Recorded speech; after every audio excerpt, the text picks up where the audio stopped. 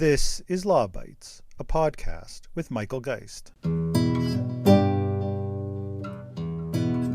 A Canadian man has blown the whistle on his own company for harvesting private data from 50 million Facebook users. Christopher Wiley says that users signed up for a personality test, then unwittingly gave away access to all their friends' information.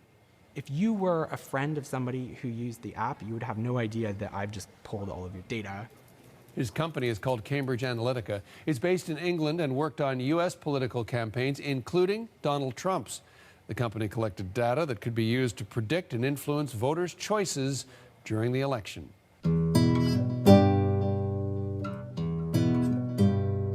The controversy over Facebook and Cambridge Analytica may seem like ancient history, but the case was recently back in the spotlight in Canada as the federal court sided with Facebook and against the Privacy Commissioner of Canada in a decision arising from a 2019 investigation into the matter.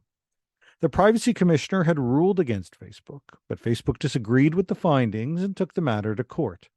The court sided with the social media giant, concluding that the Privacy Commissioner failed to provide sufficient evidence that Facebook had not obtained meaningful consent when sharing information with third-party users, and it rejected a claim that Facebook did not adequately safeguard user information. What lies behind the decision, and what does it mean for privacy reform in Canada? My colleague Teresa Scassa, who holds the Canada Research Chair in Information Law, is widely regarded as one of Canada's leading privacy law experts. She posted on the decision soon after its release, and she joins me on the podcast to talk about the ruling and its broader implications. Teresa, welcome to the podcast. No, thank you very much, Michael. Yeah, I'm really glad you've come back. In this case, to talk about, frankly, a case that I think for many is in the rearview mirror, but popped up yet again here in Canada. And this involves Facebook and Cambridge Analytica. Just recently, the federal court dismissed a Privacy Commissioner of Canada case against Facebook that stems from its investigation into that case. And this, of course, dates back now many years. So there's lots to unpack with respect to that decision, both what it means for that case, but I think perhaps even more for what it means for privacy reform. But why don't we start with some background on this particular issue? You know, for those that have forgotten or wish they could forget, you know, what was the issue around Cambridge Analytica and Facebook? Yeah, so the Cambridge Analytica Facebook scandal broke in around 2015, and it highlighted some of the broader issues that were part of the complaint to the Privacy Commissioner. Because I think, although it is, you're right that it is about this particular set of facts that that is in the rearview mirror. I think the issues that the case raises and that were part of the complaint are very live and important ones. And basically, Facebook, like many other social media and other platforms, allows third-party apps to be developed for its platform. And in the Cambridge Analytica scandal, a Cambridge professor had developed a personality quiz type of app, which was represented as collecting data for research purposes, and launched it on Facebook. Users who installed the app had agreed to its privacy policy, and once installed, the app provided access to those users' profile information and to data of their Facebook friends. So essentially, they install the app and their friends may not know it, but the app gets access to data of those friends. What made this more of a scandal was the story that was broken by the media that data from the app had then been sold to Cambridge Analytica and another company, and was used to create psychographic profiles of individuals, and those in turn were used to target political messaging to them in relation to the US primaries, and also in relation to the UK's Brexit campaign. And so there was, you know, obviously this use, a very, very troubling use of the data collected by the app. And so the broader issues behind the complaint to the Privacy Commissioner's office related to the responsibility that Facebook, the platform in this case, has for the data collection practices of third-party apps on its site. And so that's really the core issue behind this case. Now, Facebook had its own privacy policies, its terms of service. It had told users that apps might ask for permission to access users' content and information. and that the app's policies and user agreements were going to govern this. It also provided additional features starting in 2010 for notice to users installing an app about what categories of information that app wished to access, and links to the privacy policy, and a chance to grant or deny permission. So Facebook's position was essentially that, it had the platform, it had its own privacy policies, it warned users, it told them that they had to pay attention to the app terms and conditions. It had terms and conditions for app developers, and it basically said this infrastructure satisfies privacy law. And so one of the key issues in this investigation was whether that's the case. What's the responsibility of a platform that is essentially opening the doors to access to user data, in that context?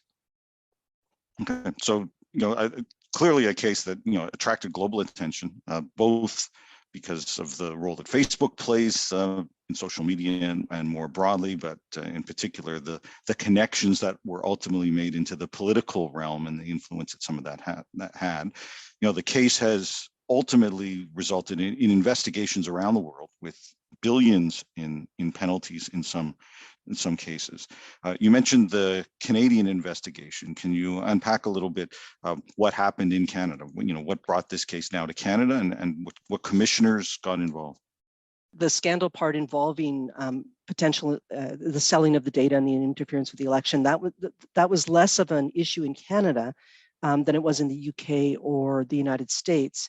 In the 2019 report of findings following the investigation, the Office of the Privacy Commissioner report of findings following the investigation, it was determined that about 272 Canadians had downloaded the app, but that this in turn affected the data of over 600,000 other Facebook users in Canada, essentially the friends of those 272 users whose data might have been accessed by this app. And so there were certainly Canadians who were affected by this app that gathered information from the users and from their friends, and then potentially sold it on for other uses. And so the complaint in Canada was brought by 3 members of Parliament, asking the OPC to investigate to determine if PIPEDA, the Personal Information Protection and Electronic Documents Act, had been breached. And so that's essentially how it arose specifically in Canada. You mentioned other privacy commissioners. The Privacy Commissioner of British Columbia was also involved in this case. One of the companies that received data was based in British Columbia, and so there was that link to British Columbia as well. Yeah. Okay. So the commissioner gets involved based on that complaint from the MPs, and you mentioned some of the statement of fact. What does the commissioner recommend coming out of that, and how does Facebook react to those recommendations? Yeah, well, yeah, and so the commissioners found that Facebook had not obtained valid and meaningful consent of those who had installed this app, and so that was one of the findings. It also found that Facebook had failed to obtain meaningful consent from the friends of those users who had installed the app, and that Facebook had inadequate safeguards in place to protect user information. It was relying on contractual terms with app developers, but it didn't have any proper monitoring and compliance oversight. There wasn't any evidence that Facebook had taken enforcement actions. And so it's an interesting set of findings in that they basically put a lot of responsibility on Facebook. If Facebook is going to operate a platform that collects and amasses and invites people to contribute a lot of user data, and then makes it possible for app developers to develop apps that also tap into that user data. Essentially, this report of findings is saying that Facebook has more responsibility than just to have terms and conditions for the app developers and expect the app developers to comply with them. They have to do something more. Facebook rejected those recommendations and quite publicly rejected those recommendations.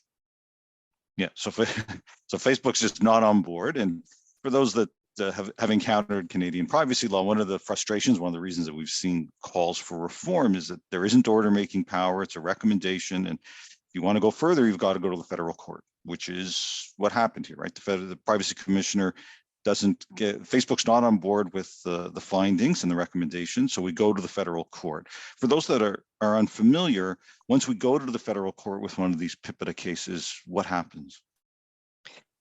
Well, it's what's called a hearing de novo. So as you say, the privacy commissioner has no order making powers, but the federal court does. And if the commissioner takes something to federal court, then the federal court starts again from the beginning. So they don't start with the investigation report and the findings and then determine whether an order is warranted. They make their own inquiry and hear evidence and so on. And so you basically start the process over again. I should note before we get into talking about that decision that there was also, as part of, I guess, Facebook's pushback, they also brought an application for judicial review, which was also decided last week. It's more technical and less publicized than the decision that we're going to be talking about. But in that application, it challenged the commissioner's investigation on jurisdictional grounds, so argued that the commissioner had no jurisdiction to investigate. On procedural fairness grounds, there was an argument that the investigation took too long, more than what was provided for in the statute, and so on, and on some other grounds, and it lost its application on that ground. So it was acting on different fronts here, but this particular application that we're going to be talking about was brought by the privacy commissioner for an order. So while the privacy commissioner was bringing this application for an order, Facebook was separately trying to get the investigation report quashed for these other grounds and was unsuccessful in doing that. Okay, that's a really interesting, I think, an important distinction to make. Facebook looking at whatever sort of procedural jurisdictional grounds it could find to get this tossed, unsuccessful on that front. But as a giveaway off the top, they were successful with respect to the substance. Yes. There were there were at least a couple of major legal issues that came to the fore as part of the discussion that we get from the court around consent and adequate safeguards of user information, which sort of follows from your description of where the privacy commissioner's concerns were. Why don't we start with consent, where the court had some pretty strong language with respect to the evidence that was provided by the privacy commissioner's office. What did the court have to say? Yeah, well, and it was strong language. Referring to it as an evidentiary vacuum. And so the court was concerned that the commissioner had insufficient evidence to support their claims in this particular case. And some examples of what the court indicated as part of this evidentiary vacuum was, for example, a lack of expert evidence on what Facebook could feasibly do differently from what it had done, as well as a lack of any subjective evidence from Facebook users about their expectations of privacy. The court noted that under Section 12.1 of PIPEDA, the commissioner can compel Facebook to provide evidence, so the court was critical of the commissioner for not using 12.1. Saying that the commissioner's response had been it didn't use 12.1 because Facebook would not have complied or would have nothing to offer. And the court said in response to this, it's the commissioner's burden to establish a breach of PIPEDA on the basis of evidence, not speculation and inferences derived from a paucity of material facts.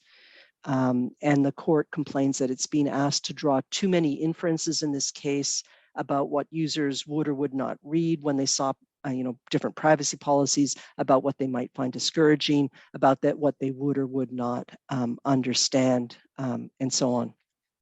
So it's a pretty sharp rebuke of the commissioner.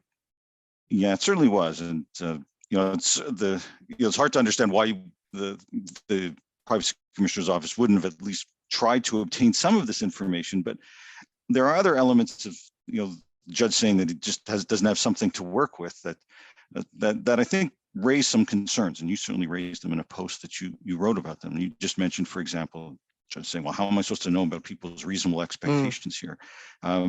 You highlighted that in sort of some of your initial commentary on that. It's not as if we're dealing with a vacuum when it comes to what people's reasonable expectation of privacy might be. Yeah, well, and I teased these points out of the decision. I mean, basically, the decision is the commissioner didn't have enough evidence. There isn't sufficient evidence. It's a hearing de novo. The court says there isn't enough evidence to support this, so I'm not making an order. And that's the decision. And so some of the comments that I tease out and explore in my blog post, as you mentioned, relate to what we would call obiter or other comments that are made in the decision that don't directly go to the heart of the decision. But I tease them out because I think they're so important in thinking about the reform of PIPEDA and the things that we have to be attentive to in reforming PIPEDA. So these comments about the subjective expectations of Facebook users I think are really important. Reasonableness in law, the reasonable person standard tends to be is an objective standard, and so it looks objectively at what a reasonable person, who's a bit of a construct, would think or do in certain circumstances. And reasonableness plays a really important role in PIPEDA, considering what a reasonable person would expect or consider appropriate in circumstances. And the judge, in discussing the evidence, complains that there's no evidence from users about their expectations, which would have, and I quote here, enabled the court to better assess the reasonableness of meaningful consent in an area where the standard for reasonableness and user expectations may be especially context dependent and are ever evolving. And so that troubles me deeply, because what that seems to suggest is this attitude that as our privacy rights are eroded, which they have been for years now, in very significant ways by a variety of different data collection practices. We're bombarded with long consent policies that we don't have time to read. We're expected to use certain platforms for work. And so, we have to consent, but we don't really have any choice but to consent to the privacy policies, because that's the reality. We have to use these tools. We need cell phones. We need to do, we need to engage in all kinds of different commercial activities, and all of this comes with, privacy policies and consent. And so, consent becomes a bit of a fiction in that context. But what the comments of the judge seem to suggest is that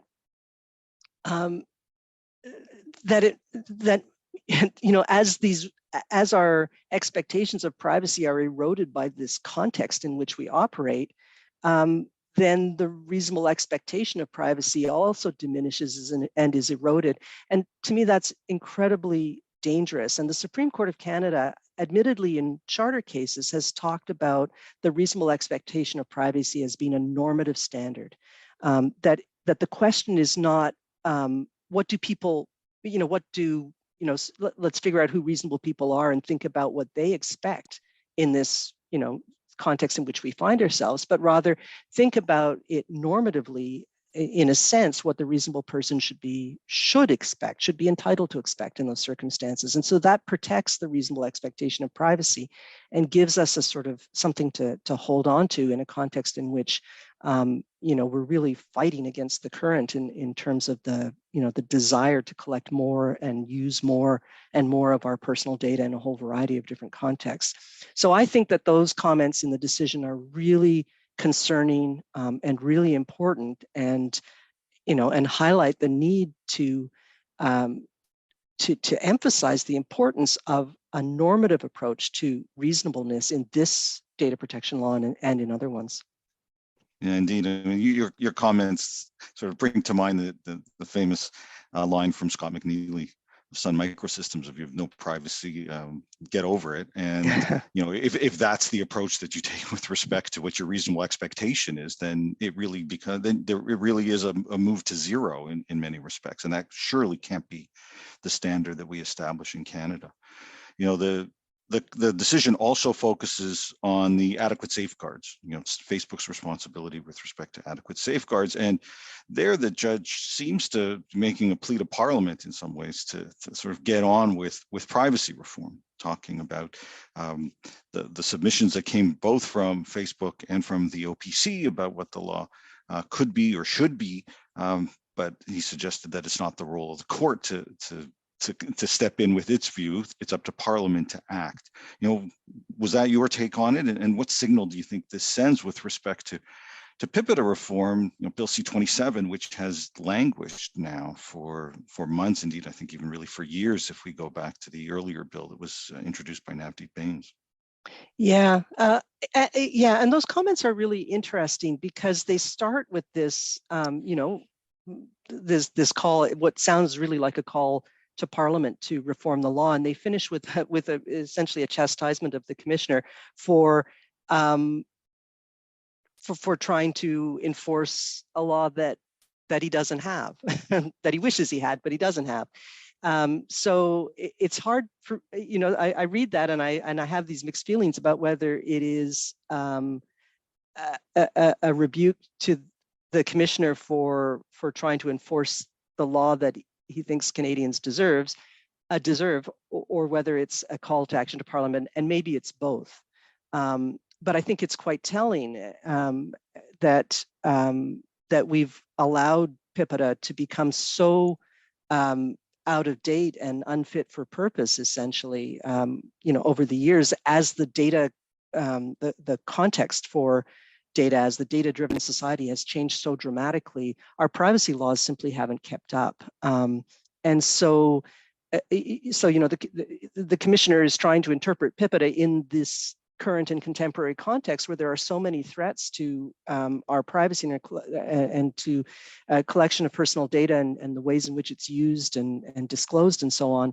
And the bottom line, whichever way you read that, the law is not up to the task. And so we have a bill before Parliament, and this is one of the issues. Are we going to move forward with this reform finally, which we've been talking about for a very long time? Yeah, we certainly have. Now, one other element in terms of the discussion that comes from the judge around that reform is that he talks, as people often do when it comes to privacy, about balance. You highlighted in that same post that, if that's the framing, what of the human rights centered approach to privacy, and what does that mean for the likely outcomes for this reform process if we actually do get on with it? Yeah, and we've had quite a bit of back and forth about this, publicly in the media and in scholarly writing and so on, and parliamentary comments about a human rights-based approach to privacy. I think this is becoming so important, increasingly important, and I do think the comments of the judge in this case highlight the importance of it, because what the judge we're talking about a piece of data protection law, and data protection law assumes that organizations are going to need to collect and use personal information. I mean, and that's a reality, and we understand that, and there are lots of uses to which it can be put, many of which are beneficial to individuals, in a variety of different contexts, and so that's what data protection law is. And both PIPEDA and Bill C-27 have this kind of balancing of interests approach, where they basically say, look, organizations have interests in collecting and using data, and people have interests in their privacy rights and data, and the law finds this balance between the two.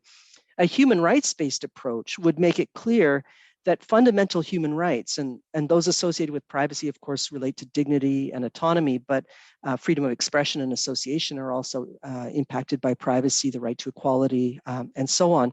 And so a human rights-based approach would have human rights as a backstop, essentially, to this balancing, basically setting limits to what can be shared in certain circumstances, that there's a limit to what can be done. It's not just a question of, let's put these different interests in the balance, that fundamentally, at some point, human rights will trump commercial interests where that becomes important. And in the Facebook decision, Justice Manson acknowledges that the Supreme Court of Canada has ruled that data protection laws are quasi-constitutional in nature.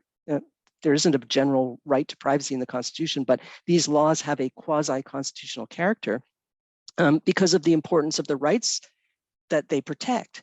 But then he says this is a factor in interpreting PIPEDA, but it doesn't displace the ordinary rules of statutory interpretation. So it's part of the overall context. But when it comes to interpreting PIPEDA, you look at what's in the statute. And he says, ultimately, given the purpose of PIPEDA is to strike a balance between two competing interests, the court must interpret it in a flexible, common sense, and pragmatic manner. And I think that's, in a nutshell, why we need a human rights-based approach to privacy, so that it doesn't get reduced in interpreting this legislation to what is essentially a balance between two competing interests, that there's a reminder that on one side of that balance, you also have the need to protect some pretty basic and fundamental human rights. And so there's a need to be explicit about that. Let's hope this bill actually gets to committee and there is that opportunity for experts to speak out. Teresa, I know that if that happens, you'll be up before committee, and so look forward to hearing what you have to say then. And thank you for taking the time to walk through this case and what it means both for Facebook Cambridge Analytica, but more broadly what it means for privacy in Canada. Thanks so much, Michael. That's the Law Bites podcast for this week. If you have comments, suggestions, or other feedback, write to lawbites@pobox.com. Follow the podcast on Twitter @LawBitesPod or Michael Geist @mgeist. You can download the latest episodes from my website at michaelgeist.ca or subscribe via RSS at Apple Podcast, Google, or Spotify. The Law Bites podcast is produced by Gerardo Lebron Laboy. Music by the Laboy brothers, Gerardo and Jose Lebron Laboy. Credit information for the clips featured in this podcast can be found in the show notes for this episode at michaelgeist.ca. I'm Michael Geist. Thanks for listening, and see you next time.